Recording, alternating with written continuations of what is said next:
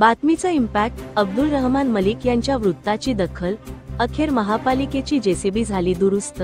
धुळे महानगरपालिकेच्या अतिक्रमण विरोधी मोहिमेदरम्यान समोर आलेल्या जेसीबी गैरवापर प्रकरणात अखेर महत्त्वाची सुधारणा झाली आहे.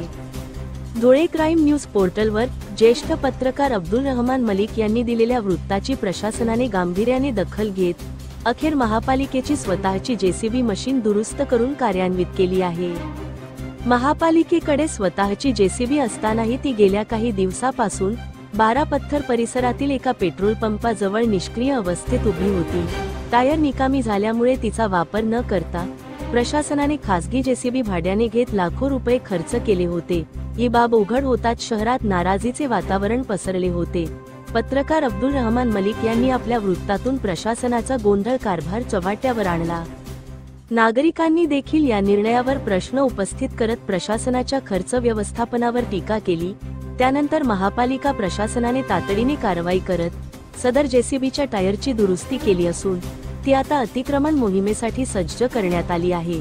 या प्रकरणातून प्रशासनाने भूलचूक सुधारली असली तरी यापुढे अशा प्रकारच्या अनावश्यक खर्चाला आळा घालून सार्वजनिक निधीचा योग्य वापर करावा अशी अपेक्षा नागरिकांकडून व्यक्त केली जात आहे. धुळे क्राईम न्यूजसाठी अब्दुल रहमान मलिक, धुळे.